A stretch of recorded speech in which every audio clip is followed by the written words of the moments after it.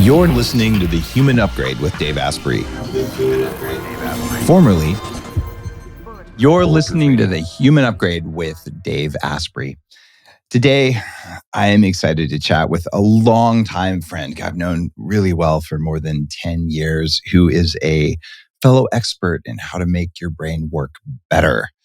In fact, he has taught people amazing memory capabilities, both at the Biohacking Conference, by the way, end of May in Dallas. Go to biohackingconference.com. I want you to sign up right now. Well, the tickets are lower cost.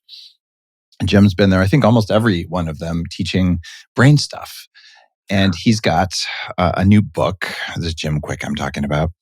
A new book out, which is Limitless Expanded. So he's going into things like nootropics, things that are near and dear to both of us. So I'm going to ask him the hard questions because he is a memory expert.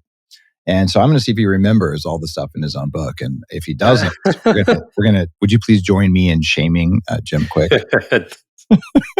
Thanks for that call out. That's awesome. I love that on social media. It's my favorite thing. Dave, you were actually the first guest we've had on our podcast. We were at a launch party. You were doing a speech and we were backstage. And my podcast started on my phone. So we just passed the phone back and forth, voice memo, and we're honored to have you as the first guest. But you're one of my favorite people. So thanks, Jim. I like to think that one of my roles in life is to find people doing really worthy work, and then doing whatever I can to help more people know about them. And you're doing so much worthy work. Just you have on yourself. You proved it on yourself, and then with others. And it's funny because Tim Ferriss was on before he had a podcast. Andrew Huberman before he had a podcast. Peter Attia before he had a podcast. They've all been on The Human Upgrade, which is really cool. And these are all people I respect who are doing fantastic things. And it's like Tim was very well known before he was on the show, but it's like anytime I can highlight something that's new and different and amazing. Yeah. What you're doing that's really consistent, and you're very humble about it, is I remember when I did my book launch for the Bulletproof Diet, my first big book, you called me like, you got to do a launch party at my place here in Beverly Hills. And I'm like, what do you mean? And it ends up there's, every one of the X-Men is there in life and like lifestyle statues, and you've trained all of the cast and crew and a huge number of Fortune 100 CEOs, like all these people at the highest levels, like, oh yeah. And Jim, and you're just like kind of this humble guy who's like, let me tell you about your brain. Let me tell you about what's wrong with me. So you sit with humility, even though you've kind of like helped a huge number of people doing a lot of stuff with their brains. So I can do the shout out for you, even though you probably won't do it for yourself because you're just like that way. Very kind, very kind. Well, it's good to be back. Thank you for having me. Thank you everyone who's tuning in to this brainy conversation. Now, to get started, on page number 72, the fourth line down, what does that say? Not my superpower. By the way, if you could have answered that, I would have made fun of you for storing useless information in your brain, right? So there's no winning on that question. It's just a joke. But what I do want to do is talk about your childhood brain injury. Yeah. Because we just had Dr. Crawford on the show talking about lasers. Really? And I've had brain injuries from chemical stuff. And it just feels like more and more people out there are having serious brain problems. So many friends. So tell me about what happened when you were young, what it did to you, and how you improved and recovered, because I think that's going to help a lot of people know what's possible.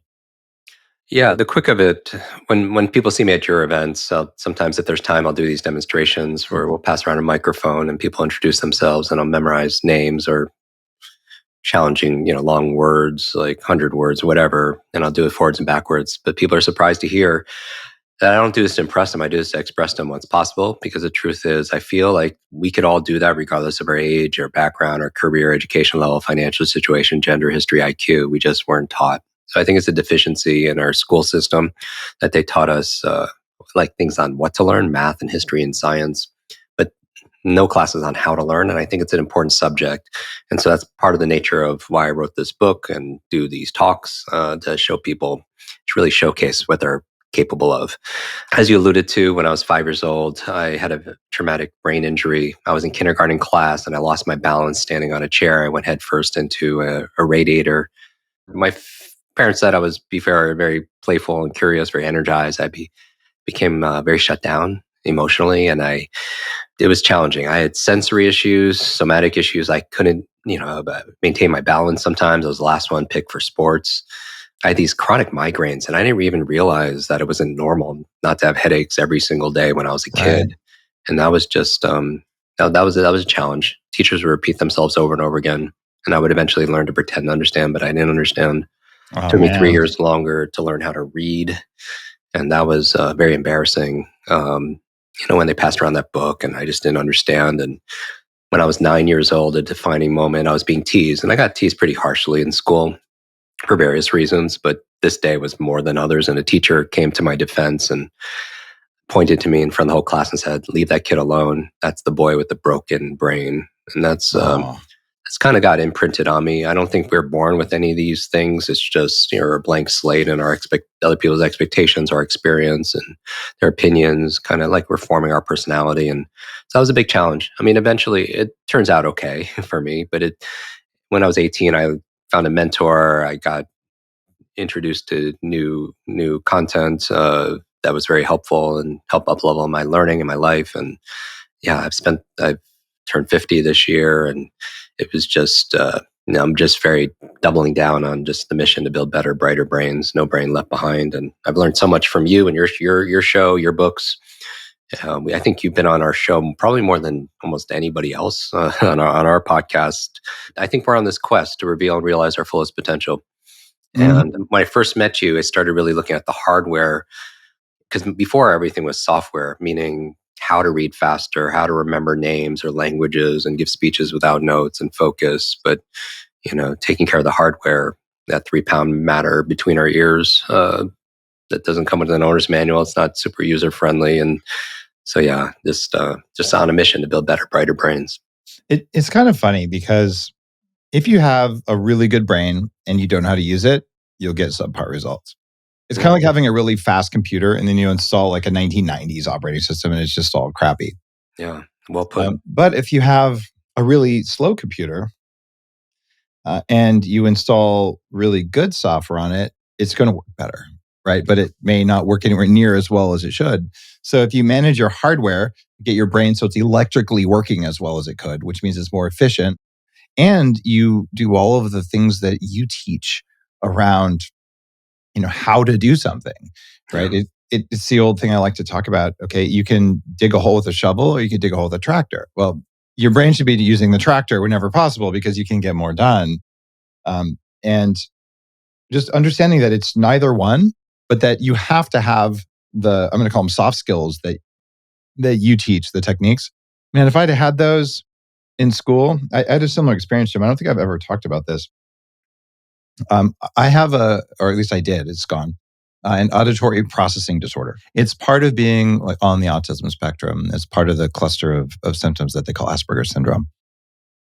And I didn't know this at the time as a kid. I was in the gifted programs. I was smart, but I also had like a misbehavior folder, like 10 inches thick, I'm sure. And I remember probably fourth grade, they were doing some kind of a math thing on the board, but I don't learn from hearing this. I didn't back then. I'm much better at that now. And so they were trying to explain it, and I just didn't get it. And like after 10 times of them, like the teacher just saying, now do you get it? Finally, I was like, okay, sure, I get it. And I Yeah. totally did. And I started crying because I was like, what then? That was me. That was me daily. Yeah, I just felt that when you were saying it. We've never Yeah. talked about this before. I didn't. Right? I didn't know that. I didn't know that about you. Yeah. And for people saying, what do you mean? People get mad online when I say, well, I used to have Asperger's syndrome. Guys, I spend like a lot of money and a lot of time, and I've retrained my movement, my vision, my hearing, like a lot of stuff in addition to fixing my mitochondria. There's a reason I know all the things I know because I had to be here in the form that I am today.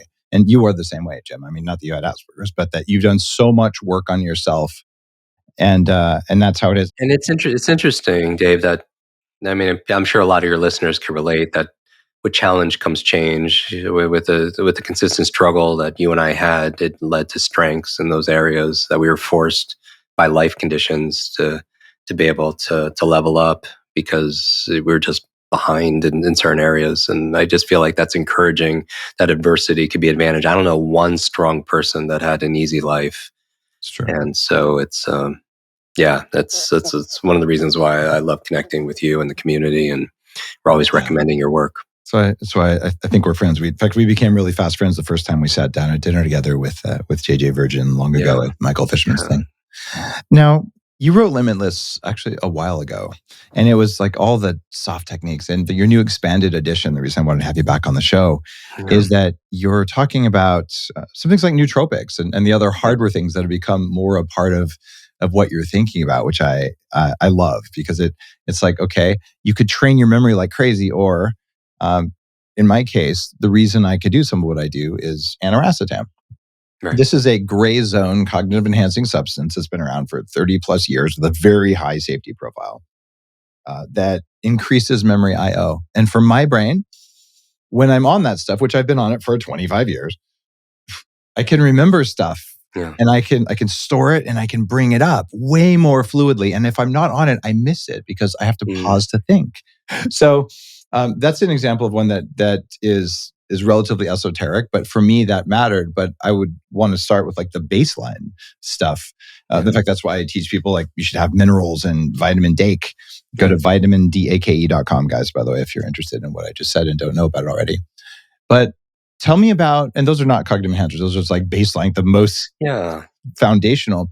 I want to know straight before we get into optimization techniques, favorite nootropics. Like what are Jim Kwik's top 5 nootropics?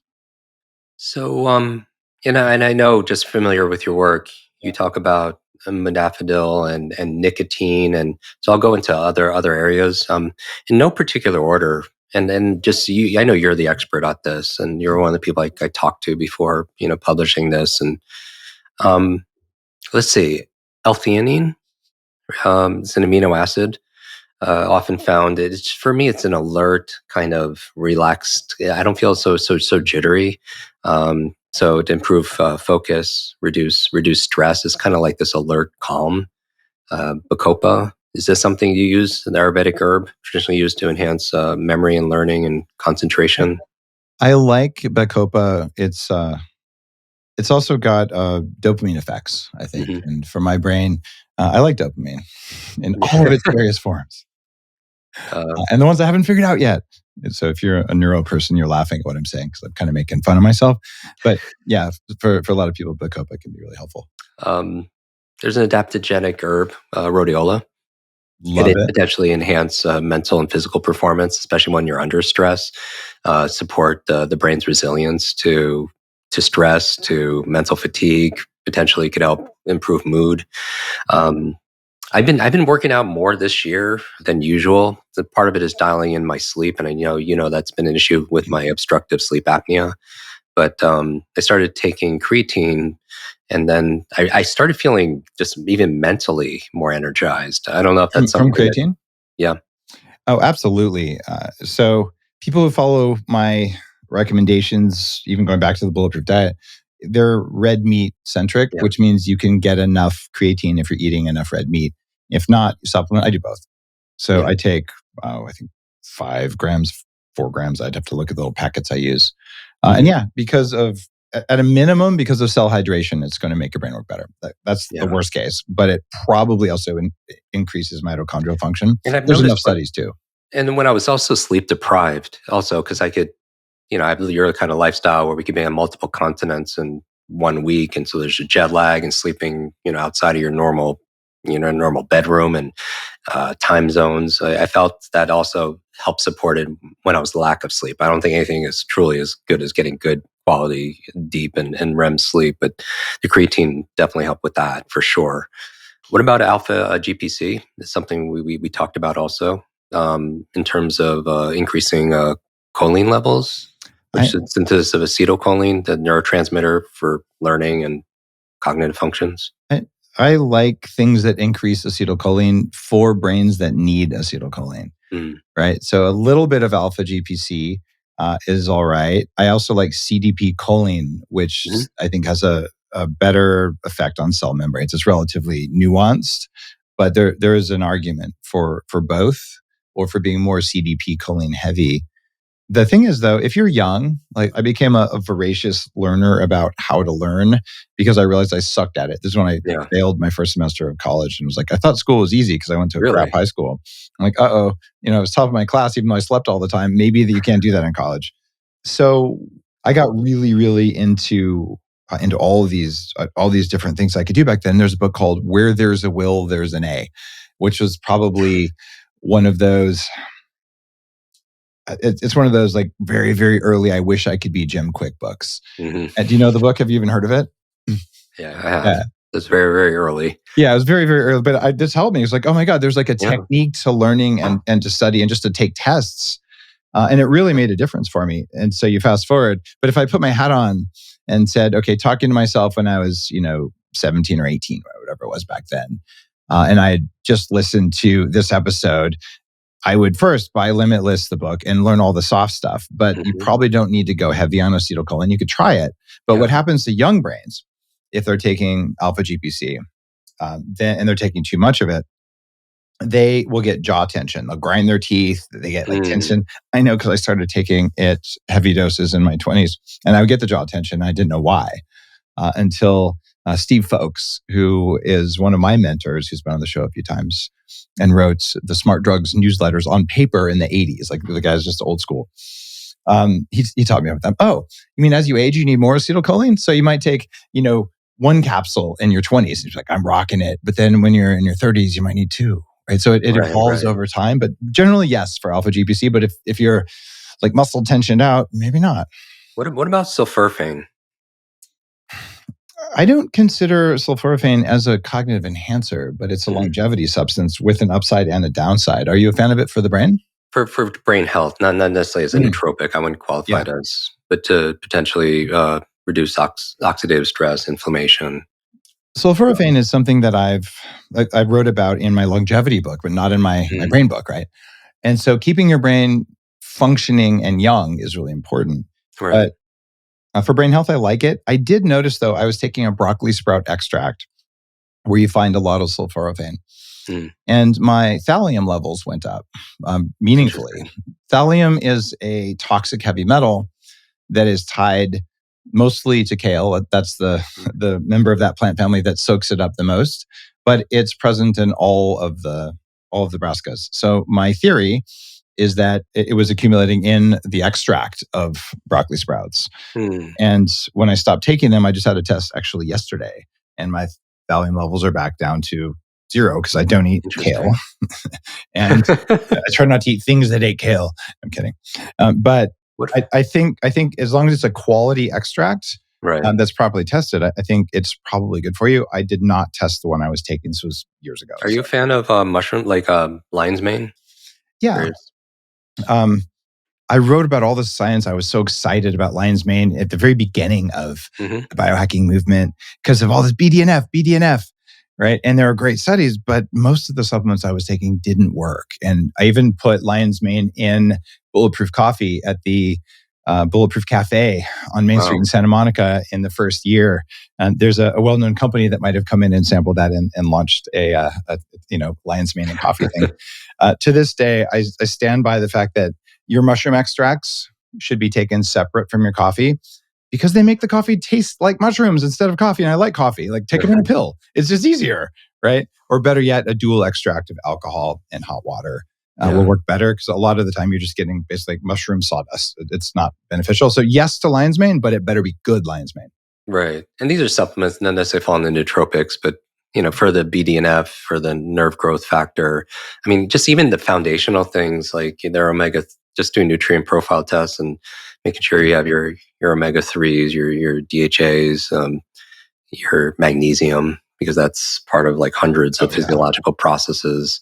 Um, I don't know. Curcumin, is that something that you would add, not necessarily as a nootropic, but for reducing inflammation, oxidative stress? Turning down brain inflammation, improving blood flow in the brain, really, really good stuff. Yeah. And I like it that it said curcumin, not turmeric. Because at Right. various times before I got more and more dialed in on some of the plant toxins, it's tempting to just go buy a bunch of turmeric, the fresh herb, and then you just throw it in everything. you can do it, but it's not quite as strong as spinach and kale, but it's got enough oxalate that if you do that a lot, you'll bump your levels up, and that's bad for longevity. So I think this is one of the major things that we are not talking about in the world of aging is plant toxins. So I'm kind of doubling down on that. So curcumin, yes, turmeric, occasional spice, but don't add a pound of it to your smoothie every day. You probably won't like what happens to your kidneys afterwards. What about ashwagandha, adaptogenic herb?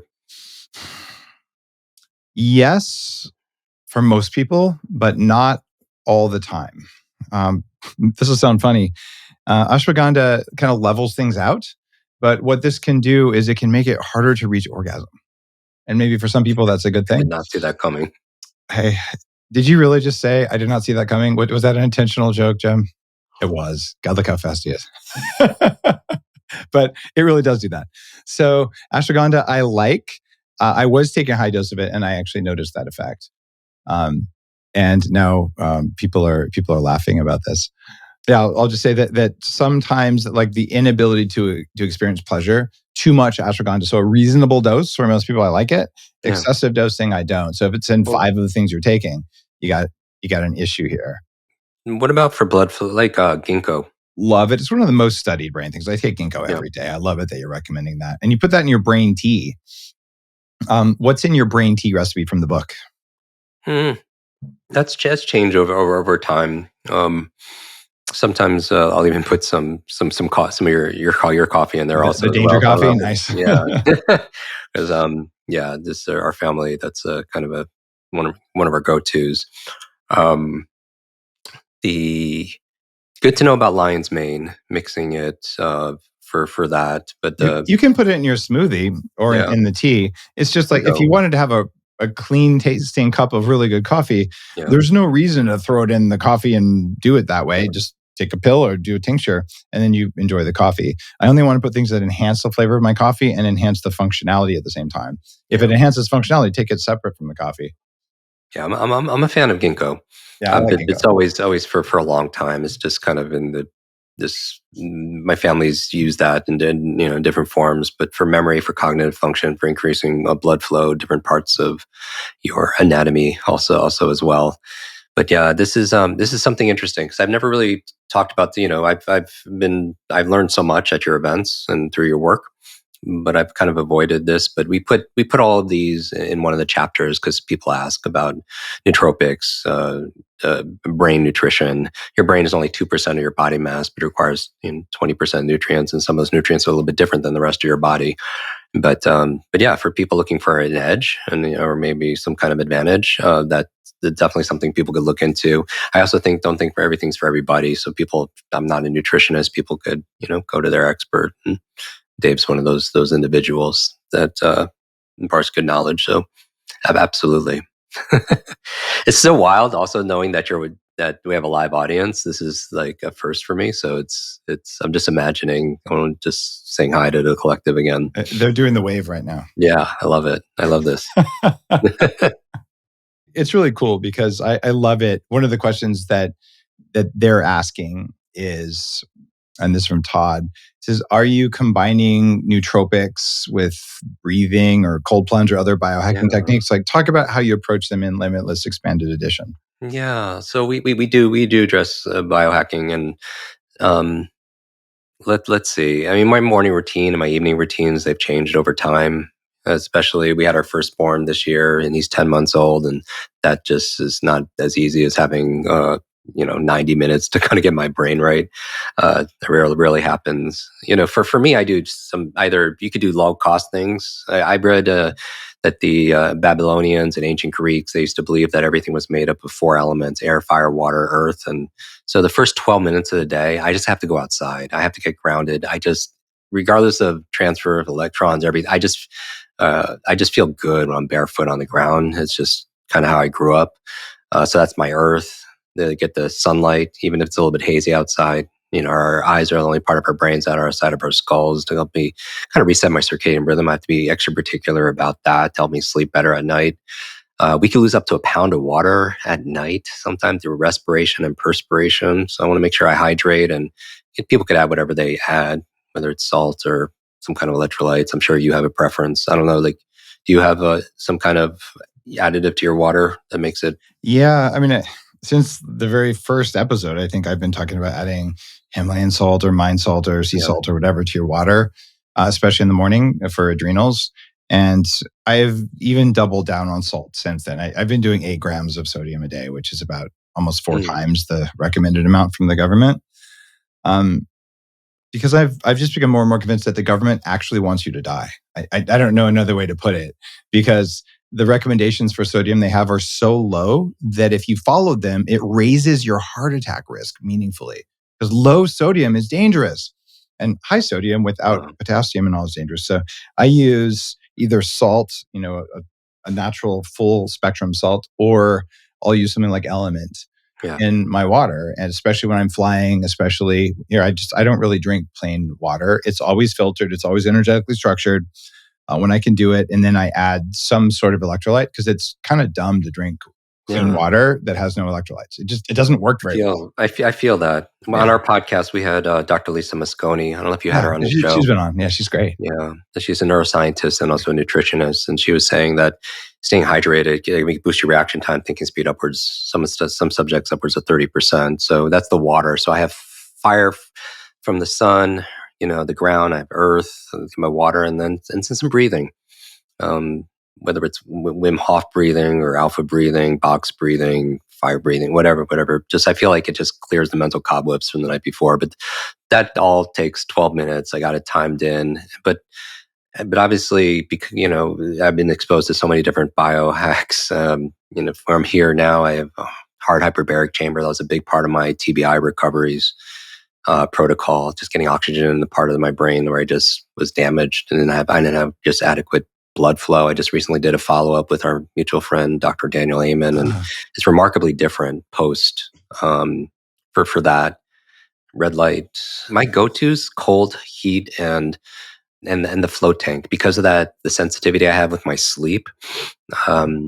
Floating has just been really good for me. It's been a very therapeutic way. It's Mm. funny, like I don't want to oversimplify this, but my day is really spent doing 4 C's in terms of, so I'm not multitasking. I'm trying to, when we switch from one activity to another, it's just, you have to light up a different cognitive web. And it not only does it take time to regain your focus, but it also, we make more mistakes if we're trying to do too much at the same time. And also we use, more brain glucose. So people feel a little depleted, but generally, and I'm not recommending people follow this, but understand the principle behind it.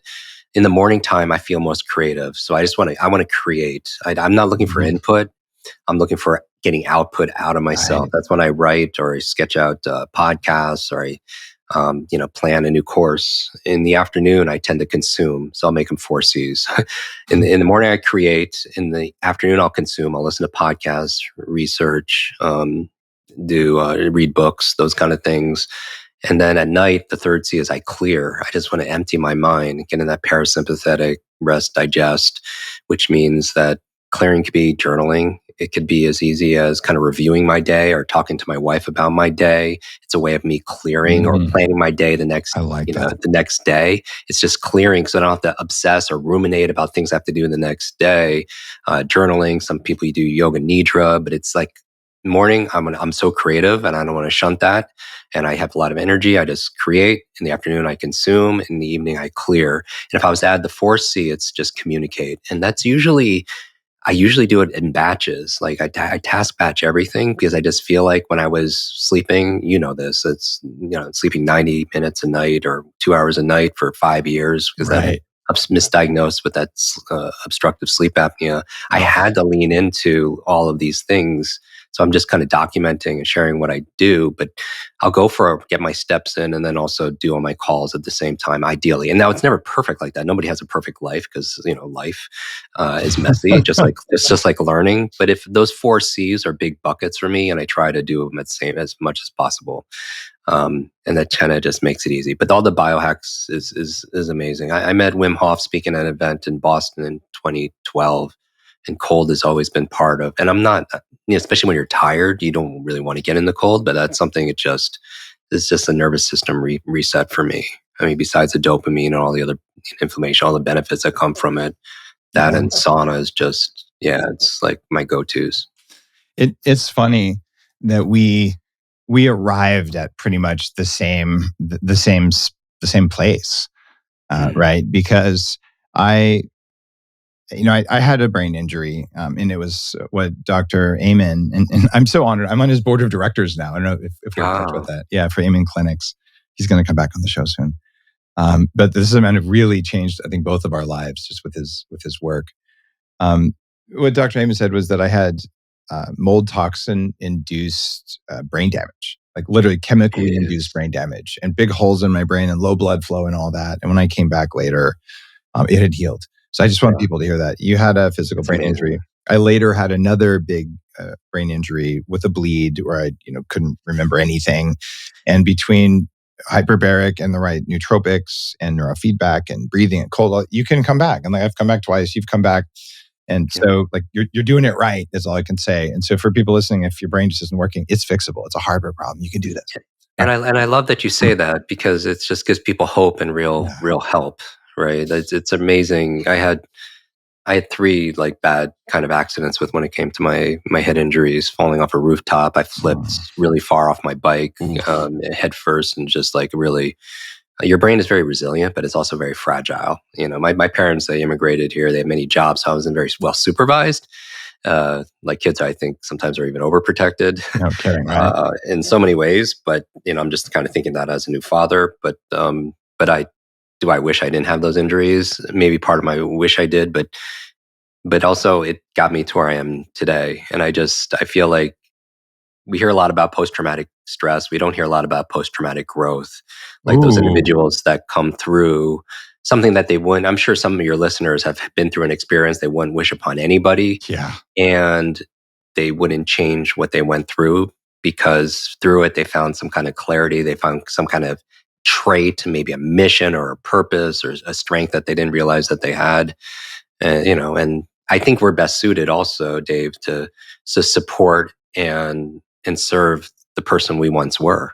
That person that you were in Silicon Valley, where you're overweight and you had these challenges. I feel like it builds a level of empathy and level of compassion, understanding for what people are going through. Because for the longest time, I never Mm. shared, Yeah. my losing my grandmother to Alzheimer's, or just my being bullied, or just having my learning Mm. difficulties or head injury. But I feel like it just makes it more real and raw. I think people are really looking for something that's something that's tangible. And but yeah, I think we're best for all of us. I think we're best served to support the people we once were. So I do the work I do for that 9-year-old kid that was labeled broken and didn't believe in himself, that was fearful and getting sick every single time he went to school just because of the anxiety that I had and learning disabilities that I Mm. had. It takes a certain level of vulnerability. I was actually talking with Gary Vee about this as well, Yeah. just very recently, recording with him. And same thing. You got to talk about the things you went through, and he talks about Yeah. childhood and all that. And one of the things that really stood out is maybe 15 years ago, the CEO of Cisco Systems, major player in computer tech stuff, multi-billion-dollar company, many multi-billions. Mm. And the CEO, John Chambers, who I've met a few times over the years, he was at a charity event, and this little girl had a speech impediment, just started crying, kind of like the experience you and I described earlier. And he just stopped and he said, "Look, Yeah. it's okay. I had ADHD. I still do." Right. And this was one of the first times anyone in a position of corporate power was willing to talk about it. Like, this guy was like a Mm. big dog at the time. He was probably one of the top 100 biggest companies out there. And he had built it like up for many Yeah. years. So he was in a position of power and influence to be able to talk about the inner struggles. And that helped to normalize. Mm. Now, when people are really successful, like, hey, it might look easy. You might tell yourself the story about it, but no, I've dealt with it. Yeah. And I love just how authentic you are in that. Because, yeah, you felt like a failure and you had a brain problem. I felt like a failure. I had a brain problem and I had a health problem. And Yeah. learning to deal with those things has made both of us And limitless. and I think, and I'll give you a plug because I'm the best in this, but something to help me, along the way reconcile that shame and that embarrassment and the forgiveness was going through 40 years of Zen. Oh, Thanks, man. So Thanks for the mention. I was one of your early clients for that. Yeah. And it was something that was just came at the right time, not just to forgive events, because that loss of balance was due to another person where I had my head injury, but be able to reconcile that and not hold that angst, and then also the self forgiveness and the Mm. fact that everything is just very, it's very measurable. And so that was something, I have to put in terms of like top 10 in terms of Wow. on my personal journey. For Thank, and Thanks, you should put Jim. a link in the show notes. I don't know if people know what it is, but Yeah. and I definitely love to do another session in the future. And for Yeah. because I just feel like it's a reboot. Right. Yeah. Sometimes we have to disconnect to reconnect, but if you could do it in a way and get these incredible, measurable, visceral results, and for doing the inner work. I mean, we hear all about like everyone's doing the outer work and exercising and doing all this stuff, but that emotional thread, and to be able to help with your state regulation, your nervous system, be able to get into that kind of those different brainwave states. That they're very, very therapeutic. Well, thanks for the mention. And guys, if you're new to the show, 40 Years is In is my neuroscience company. It's a 5-day in Seattle with the highest end neuroscience that I can figure out on how to improve your brain function. We've actually got 7 patents in neuroscience, build our own hardware and software for improving brain function. And you go through in a very small group. And like Jim says, it's a major reboot. And about 1,500 people have gone through there. And it's been life-changing. And I've spent 6 months of my life with electrodes on my head building out the program. So there's a reason I can do some of what I do, because I learned the states, and I've done all the other weird stuff too, like you have. What's the weirdest thing you've ever done to fix your brain? I mean, that wasn't weird, but that was definitely a unique experience. I mean, It's right not as weird before as that, drugs, but people oftentimes yeah, compare them as to psychedelic I therapy. mean, this was like 10 years ago. Yeah, it was a while ago. And right before that, I had flew from a procedure. I had intrathecal stem cell procedure. So that was kind of an interesting stack for me because I was want to repair my brain. So I did this stem cell procedure, and I flew right from where I got it done to your facility in Seattle. So that was quite an experience. I'm curious actually what most people have done. If they could take a screenshot of this, tag Dave, tag myself, and what's the most interesting thing you've done to kind of hack your brain Oh, that's specifically? a really good idea. You're always good at including your community in a really gentle way. I love that idea. So, I mean, I've done all sorts of weird stuff. I mean, Yes, coffee yes, enemas don't even count. But so yeah, I'm really curious. yeah. Um, Tell me about your exercise stuff, because you have like a section in the book on exercises for the brain specifically. I want to go into that. Yeah, I mean, physical exercise is also part of it. And so I mentioned I've been more physical this past year. And for the exercises that I prefer, I mean, I've done a lot of table tennis with Dr. Daniel Amen Amen. Yeah, I and bought those I bought things. a table because of him as well. Okay, I love it. Yeah, Shout out. Do you still do that now? I do. We have a table and just kind of, it's fun activity, hand-eye coordination, reaction time. I get a little bit bored, using my dominant hand, so I'll switch off, left and right hand. But I feel like it's a great workout. Also, it's a nice brain break in between meetings. If I have like 10, 15 minutes and I want to just do something physical, we just know as your body moves, your brain grooves. The number one reason why we have a brain is to control our movement. And it's not just a mind-body connection. There's certainly a body-mind connection in terms of helping development. I'm seeing this with our 10-month-old. When he started to crawl, and do those kind of cross laterals, and you get his somatic awareness and his balance. Dance is something that is interesting. I like things like martial arts where I take my mind and I have to kind of put it into my body. It's because of you though that I have a lot of the cheat machines and the fancy thing because time is of the essence. So I really don't want to spend hours upon hours in the gym every Yeah, single week. It's just you're an Upgrade Labs fan. All right. oh yes, I think I was your first client in I Santa I Monica. think You you were. tested everything for 3 months with your amazing expert staff. But yeah, it's just the physicality of it. I've done martial arts my whole life, so it's that's somewhere that feels very good for me. And then, but resistance training, whether it's the RX or Team, any of the things that you have at Upgrade, um, is important. I mean, it helps with your neurotransmitter, right? Dopamine, serotonin, endorphins, produce BDNF, your brain-derived neurotropic factors, can help lower systemic inflammation. I mean, there's so many benefits that come from Mhm. physical exercise. Exercise for the brain. I'm still a big fan of reading, and I know it's so old school, but if people seen pictures of me with, the Elon and the Oprahs, it's just we bonded. People always ask, like, we bonded over books, no joke, because you read to succeed. Even Warren Buffett. I mean, there's this one time at his annual meeting that he was at the mall just playing bridge with people, and I'm not a big bridge player, but I went through the rotation. I got to talk to him, and he validated he really does read 500 pages a day. I don't know what he does now, but it interests me. So I think reading is to the mind what exercise is to the body. If you want to grow your muscles, you give it two things: you give it novelty and you give it nutrition, right? And same thing with your mental muscles. I feel like novelty through. I like reading. I'm not a big fan of a lot of the brain games, and I think a lot of them have been debunked Yeah. because matching shapes or color, it doesn't really translate into every day. That's why we focus on things that are very measurable, like, and very relevant. You need to remember names and faces, or client information, product information. You can measure reading speed, reading comprehension, giving speeches or language learning, whatever. You could just come back to that. You can measure focus. But I love reading. The only caveat is, I would say, is I read fiction and nonfiction. I never used to read fiction ever, but I started seeing results. I saw studies that fiction reading. I think when you read nonfiction, you learn through information, and when you read fiction, you learn through imagination. Fiction reading has been shown to have a positive effect on your EQ, like that Wow. emotional quotient, the narrative, be able to see things from different points of view and higher levels of empathy through the storytelling. The only thing is, I do read my fiction at night exclusively and I don't want to read a book on neuroscience or biohacking. And again, my kind of executive brain before I go to sleep, that's still, I'm looking to, clear, right? Get in that Right. parasympathetic rest and digest. Is it stressful or invigorating to read a book on neuroscience?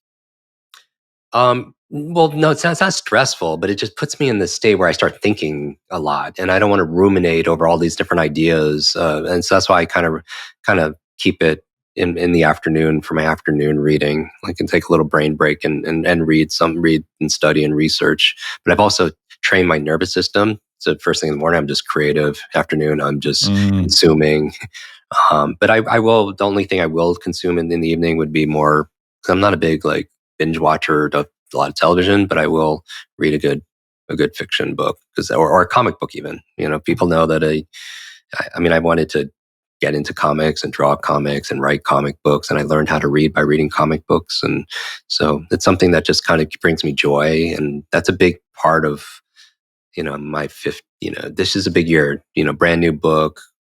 Our first child, getting into my 50s. I'm also want to bring joy into the things that I do. And I think that's, it's something that I feel like if you do the things that you love, then you could add 5 days, to every week, because most people look forward to the weekends, right? But also, if you're not doing what you love, I think we can have the mindset where we could discover or find the love in what we do. Because there's so many people that not necessarily doing anything that they're really passionate about, but they find joy in the process of doing whatever it is they're doing. But there's a quote in Limitless from a French philosopher that sums it up, saying, "Life is the letter C between B and D. Life is C between B and D, where B is birth, D is death, life C is choice." And I just saying this to remind everyone that our lives is the sum total of all the choices we made up to this point. Who are we going to spend time with? What are we going to do? Where are we going to live? What are we going to eat? What are we going to feed our minds? All those different things. And I truly believe that these difficult times, they could either distract you, and people have a real agenda for that, or they could diminish you, or these difficult times, they could develop you. We decide. And I think that a lot of your listeners have this similar, different but similar stories as us, that we went through this and we decided what these things mean, and we started looking for the gift in all this. Like, my two biggest challenges were learning and public speaking for the longest time. And life has a sense of humor, because all I do is public speak on this thing called learning. Right. And even with my sleep deficiency, sleeping 90 minutes a night for 5 years, and then learning to be able to hack that, being exposed to your work and other sleep experts, and having this very painful U-triple-P surgery where they took out at UCLA, took out my soft palate, my uvula, my tonsils, to just create airflow, and then my sleep jumped up to 4 years. But in order to deal with it, think about all the angst you have when most people just excited to go to sleep or just relax and look forward to it. For me, it was just, I stopped breathing 250 times a night. Each time was an episode, counts as an episode if it's more than 10 seconds. So it's like somebody putting a pillow over your face 250 times a night.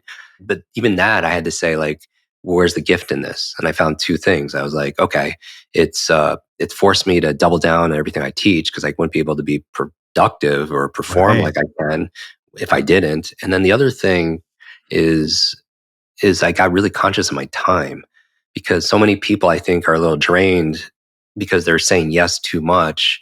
And I just want to remind people, when you say yes to somebody or something, you're not saying no to yourself.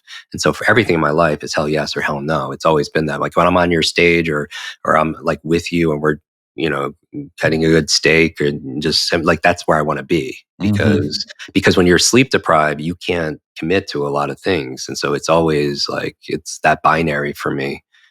But that's how I find the gift in it, and then I could, resolve it, and then, I hopefully it served me, because now my sleep is, it's not where I want it to be, but it's still, because keep in mind, I also lifestyle wise, I would pull these all nighters as a kid because I had learning difficulties, so I'd work 3 times harder than everybody else. Yeah. So I built very bad habits, and my career I've been 3 continents in one week, so it just really messed with my sleep. It really does. Um, Uh, by the way, I flew from Austin to Toronto and back in the last 2 days. wow, So I'm with you on the crazy stuff, but you can handle it now better than you could back then, can't you? so much better. Yeah, That's because I you've mean, mastered your brain. and I think this is how these things show up, because I believe the life we live are the lessons we teach, right? And like you're sharing the things, and certainly you do your research, but you're sharing things that have worked for you. And shame on us. Like, I'm talking, whoever's listening to this and needs a little push, like going back to like serving the person you once were. Like, I almost feel a moral responsibility. That's how I got over my stage fright, where I would be like not just scared, I'd be phobic. I couldn't breathe. I would pass out, just thinking about being in front of like even like second grade students when I was started out, like when in my career. But what got me over it was focusing on the person that could benefit, because you have a moral obligation to, I feel, almost help people that are struggling. Because shame on me if somebody's struggling the way I did and I didn't, I didn't help them.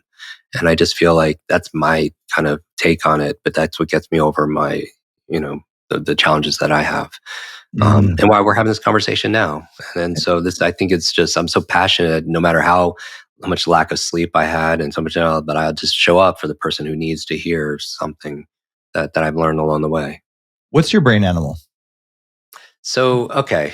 Can I give, before I tell people, can I give them like a little context? Sure. So the new book, the updated version, not only has case studies of like readers, and we've sold 1 million copies in 3 years of the original book, and very proud of it. Donated a lot to build schools in Ghana, Guatemala, Kenya, like again, education for kids. And the first one was about mastering your mindset, your motivation, and the methods for accelerated learning. The fourth pillar we added was momentum. And so, like, how do you use AI to enhance your HI, your human intelligence, right? I look at it more as augmented intelligence to be able to support like any technology or tool to accelerate your learning and performance. Another was nootropics, because once you get out of this gravity, we could also, there's certain supplements that you could take to help give you greater momentum. There's a whole chapter on something called your cognitive types, Yeah. and again, it's an assessment that was inspired by personality types. There's like Myers-Briggs, left brain, right brain, lateralization, learning styles, consuming visual, auditory, kinesthetic learning, introvert, extrovert, multiple intelligence theory. So it's inspired by a lot of various science and psychologies. But really, as we know, the menu is not the meal, right? We've heard that the map is not the territory, but it's to give you distinctions and a lens to look things through. So if you think about code, C.O.D.E, your brain code, these are the 4 animals. And maybe as I say this, one will resonate with those who are listening. So the C, because I make everything an acronym, is the cheetah. And the cheetah, the defining trait is action. That's me. There's an idea, they learn something, and they put it into action right away. They have very strong intuition. They adapt very quickly. They thrive in fast-paced environments. The O in code are your owls. And by the way, we're not any one of these. We're a composite, but there's usually one that's more primary and then secondary. It's like if you're right-handed, doesn't mean you don't use your left hand. It's just it hasn't developed as much as where your strength is, right? The O is defined as an owl, and it's defined by owl, very logical. So these are people who love data, they love facts and figures and the information, they do their research. And again, we're a combination of this. The D and code are your dolphins, and these are your creatives. They can maybe even see a future that other people can't yet see, or their business, like a Disney kind of thing, or J.K. Rowling's, where they have this vision. They're very creative. They're strong with pattern recognition. And then finally, the E are your elephants, and their defining trait is empathy. And these are your community builders. These are your people who have high levels of empathy and compassion, strong interpersonal skills. And just as an example, like we had our team take this, and 100% of our customer service team, 10 plus people, they're all elephants. And we didn't hire for them. But it's interesting how we naturally will gravitate towards jobs or positions that allow us to be in our element, where we get to highlight and live in our zone of strengths and traits. Our CFO is very strong owl, right? Numbers. Right. You need those. My business partner is our CEO is a dolphin. Has this vision of billion brains, and it's just been extremely creative. So it's interesting. You could see this in every day. Like we take this quiz that's in the book, or people could do it at mybrainanimal.com. And it's just like, how there's personalized medicine based on like your genetic, you take an assessment like your genetics, or personalized nutrition based on your nutrient profile or gut microbiome or something. This is like personalized learning, because it's like once you take the quiz, it informs how you could read better, how you can remember better, even how you could hire, how you can manage, how you could parent based on your brain type. It's kind of like love languages, right? Where somebody has like words of affirmation, other people as acts of kindness, and they communicate in different language. It's less like if your brain type is one and your teacher's brain type is a different one. It's like you're not getting it, because it's like two ships passing in the night, and you don't even realize the other one's there, because a cheetah invests differently than an owl. Right? They parent differently. They communicate differently also as well. So an example, let's give a reference point for everybody. If you take something like Friends, right, the sitcom, Ross would be an owl. The professor, the scientist, does a lot of research. Phoebe would be the creative dolphin, expresses through music and very passionate about her arts. Joey would be the cheetah, because in the moment he goes into it and he acts and he goes on his intuition and he just adapts. I would think Monica would be the community builder, always wants to host everything at her apartment. She's the elephant, right? And so you can see this in Star Trek and Star Wars and Game of Thrones and Harry Potter. You could put everybody in these categories. And again, the menu is not the meal. It just gives you some distinctions, because even when you're communicating, people would fall in their jobs. Like the cheetahs would be the entrepreneurs, right? They could be EMTs, they could be professional athletes, like Serena Williams or something. The owls would fall into data analysts or engineers or accountants or research scientists or coders, or dolphins would be the graphic designers or the writers or the marketing specialists. And your elephants could be HR people or social workers or public relations or teachers or project managers. But you could just even think about famous individuals. Einstein could have been an owl. Marie Curie could have been an owl. Isaac Newton, an owl. Cheetahs could be your Richard Branson, your Steve Jobs. Dolphins could be your Leonardo da Vinci's or your Picasso's. And so elephants could be your Mahatma Gandhi or your Martin Luther King's. But it kind of informs like your learning, the way you lead, even hire, manage, because they also communicate differently also as well. Like a cheetah is direct to the point, because they don't beat around the bush, because it's their time, right? Owls Right. would take a little bit more time, get the facts, get all the details, would speak more analytically and more methodically. They're willing to listen a little bit more because they want to reflect on and compare it to what they already know. Dolphins would speak about the bigger picture, about future plans, about innovative ideas. They'd be very enthusiastic around it. Elephants would be very keen on understanding and validating the other person's point of view. They want people to feel seen. They want people to feel valued and heard. They would look to create a consensus among people. people. They would even use words. They wouldn't use so much I and my. They would use words like we and us, Hmm. emphasizing group unity. And so I think understanding your dominant, cognitive type, it would just be very informative of how you would parent, of how you would hire for different roles and responsibilities, and how you would communicate, negotiate, even selling. Like a cheetah would naturally be more agile and adapt to the pace of a client. They would, if you're selling to a cheetah, right? Because everyone speaks their language, their brain language or love language in the other way. But they would, if you're selling to a cheetah, they would appreciate direct value, efficiency, skip the small talk, Right. demonstrate, and owls would, if you're an owl salesperson, you're very detail oriented, and that could work for some people in depth, foresee clients' needs and present to tailored solutions. But if you're selling to an owl, they appreciate well-researched presentations and statistics and case studies, whereas a dolphin could care probably less. They want to see the big picture of the future and leverage their natural charisma for storytelling. So you want to speak to their vision and how this offering fits them into a larger picture of innovation or whatever it is you have to offer. And elephants, forget all that. It's all about the relationship, right? A deep relationship, focusing on building trust and rapport. If you're selling to an elephant, spend time understanding their needs, demonstrate you genuinely care about their success, especially, post sale.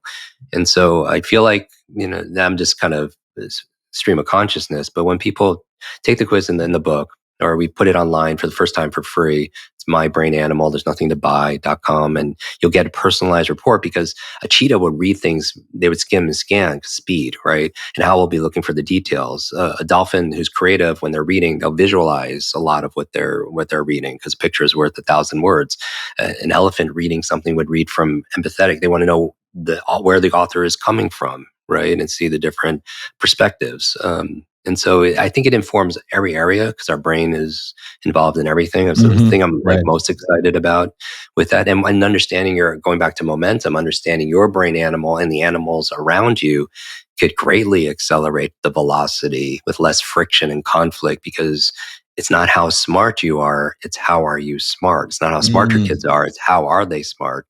And just gets a different perspective in terms of, like, there's a scene in Matrix where Neo goes to see the Oracle for the very first time in her kitchen.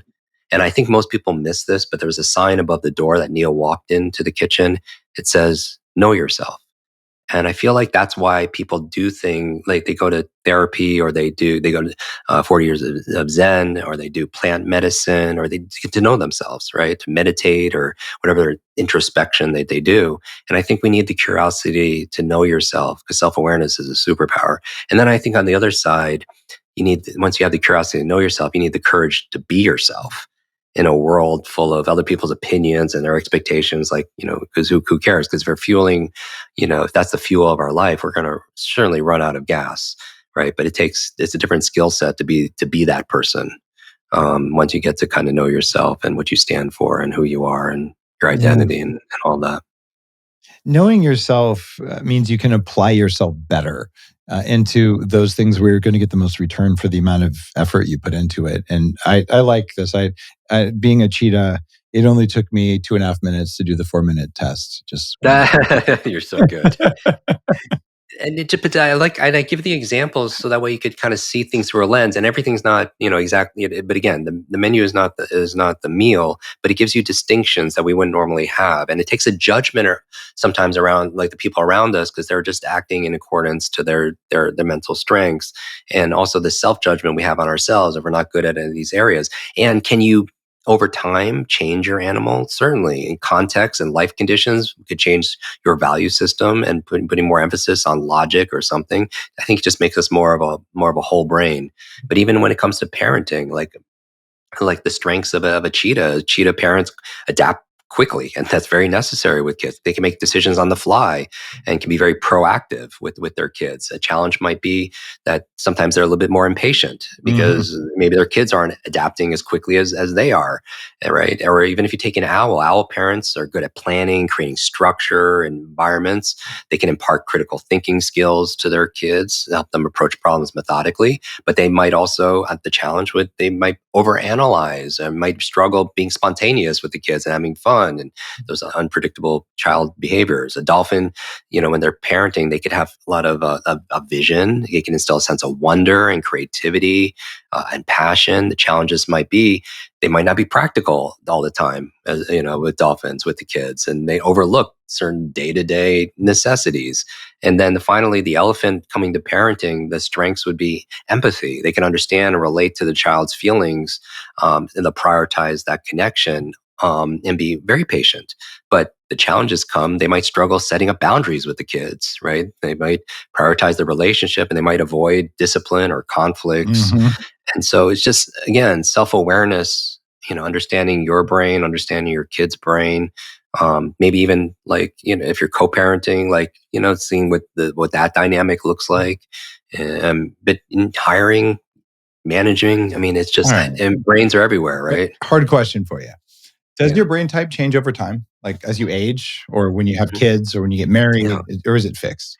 It can, because of what we know about neuroplasticity, right? When with novelty and new life conditions, and usually it takes a life condition to spawn. Because if you have something that happens and it changes your value system in terms of it makes you more, something happens that's, let's say, very disturbing, and it creates more empathy, and that's something you value, then you're going to lean more into that elephant, right? And you're looking for more opportunities to express that elephant or to enhance those kind of traits.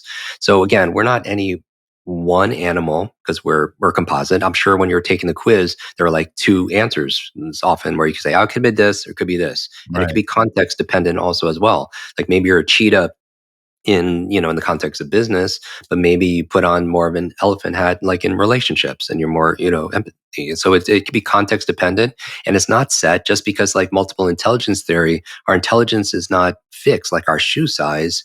You can improve your musical intelligence, your kinesthetic intelligence, your interpersonal intelligence, and so much more, your visual spatial intelligence, through proper training. And that's the exciting part about these, genius, because genius is it's not someone's born, it's built through discipline, through sacrifice, through hard work, through focus, through investing in your own personal development, and so much more. So we could evolve over time, certainly into different animals. And also, we make the choice. Sometimes, like, if you know that your weaknesses are in this area, you could either go all in on your strengths, or you could increase your, the areas that you're not so good at, to balance it out. But it's our choice if you want to be more of a specialist or a generalist, and it really depends on the outcome that we have in our learning and our life. It it does. It depends so much, and I actually really like this, Jim. Did you like consult with neuroscientists or use AI? Like, how did you come up with this thing? 'Cause it's kind of Yeah, like a Colby score or it is. Myers Briggs. It's lighter weight than that, And but we're yeah, building it out also, because we have a lot of, like, even with our speed reading memory, we have students in every country in the world, so we have a lot of data. This is what I've been using with coaching clients for years, and this is what I updated Limitless because of two reasons. There's an external reason, because the world has changed a lot the past few years, sure and has, right? AI, and all the stuff that we've gone through the past few years, and also my world, as I mentioned, has Yeah, changed. with a new Entering, baby, both the 9 months leading up to a yeah. new baby and the baby, Cool. it's a complete transition. Do you think your brain type shifted? I'm a strong owl, but You also very still feel like strong. an owl to me, based on Yeah. knowing So I everything. love I love facts and theory. I'm not, but also empathy. I have a very strong elephant, because I think, because I was, struggling so much as a kid. I was isolated. I was bullied.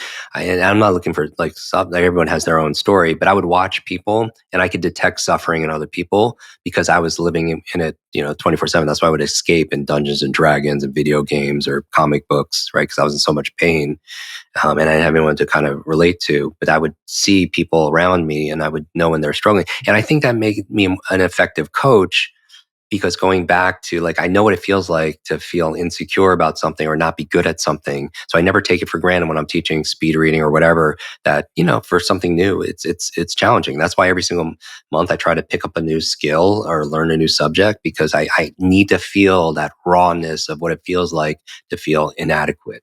Because I feel like it makes me, at a meta level, a better coach, when I pull people into, our strategies and knowledge, skills, and abilities. Okay. Yeah. Well, I have to admit, Jim, when you told me you're coming out with an expanded edition of Limitless, there's a lot of authors who will kind of like milk a book that way. Oh yeah, it's a new edition, new edition. But I've known you for a long time, and you did so well with the first edition. I'm like, so of course I dug in on it, and it's a whole different book. I mean, you have the Yeah. core. Here's what you need to know technique wise, which you barely talked about on this interview. Yeah. But then I, you included all this new stuff it's got a biohacking angle to it that I know this audience will yeah. like. And you talk about nootropics, you talk about brain hardware, and you talk about the soft skills and even this brain typing thing. So Yeah. it's a comprehensive view. And I just have to say I appreciate all Thank the stuff you're doing in the world. And I still suck at remembering people's names. So there's that. And I would say this is the final. I don't know like about updating books, but I'm never going to update this book again. This Yeah. is the second version, the most complete. I could have wrote a whole new book based on this, but there's over 120 new pages of tactics. Everything for me is very tactical, and so I hope people appreciate it. And Dave, I appreciate your work, your community, your conferences. I was just it's just I just I don't know how to express it, but I know those who are listening, we're here for a reason. And yeah, I'm grateful for our friendship. So thank you. Me too, my friend. Keep doing all the amazing stuff you do in the world. And haven't met your baby yet, but soon enough. Yeah. Yeah. Thank you all for the great advice also. I always thought that I would be like totally like biohacking this kid. And I realized that I'm learning so much more than I feel like I'm teaching. Just the curiosity and the wonder and being present and falling, a million times, but still getting up, trying to stand and to be able to walk. But I would say this for everybody. I'm curious for the community what brain animal they are. So if they could go to mybrainanimal.com and post the picture and tag Dave and tag me on it on social medias, and I'll repost some of them and Nice. then gift out a few signed copies of Limitless Expanded just as a thank you for having me on the show. And then I just want to say that I'm going to remind everybody that there's a version of yourself that's patiently waiting. And the goal is we show up every single day until we're introduced. So, Jim, that was such an epic ending, but I have to disagree with you. okay. If you're a cheetah, do you really think it's patiently waiting? Well, I don't think patience is like standing by passively. For me, patience is maintaining a good attitude while we keep on thriving and Exactly. striving. Exactly. Yeah. I'm just teasing you. Because sometimes disagreement is fun. It is waiting, and it'll be there until you tap into it if you do. Yeah. And that's beautiful. Let's do it. Guys, thank you for tuning in and listening. And you can tell Jim and I go back a long time. And I've had a good number of authors on the show. And this year, I'm actually having far fewer authors on. The reason being that every day I get at least a dozen pitches from PR agencies. And they're sending me what I call Me Too books. And so a lot of these are, from big publishing houses, but it's like, oh, another book on intermittent fasting. Like, what's different in this book? Right. And it could be like, oh, this is one like for women. I'm like, okay, so what's different in this book versus the chapter with every study on fasting for women that's already been written? Right. So it has to have something new in the world. It cannot be a rehashing. Right. And it can be whatever. So I've just told my team, like, I want to say no. But if it's something that's new and that's noteworthy, and someone who's really doing the deep work, then I want to have more of those. And I'm doing more researchers, more scientists, more people doing stuff in the world, because I think there's a lot to learn from them. Like Gary Vee, he writes books, but he does a lot of other stuff too. He's just on. And so you by far make the cut because you're a world acknowledged expert in this. You've been doing it for so long, and your book is new. Like it's not stuff you've read before.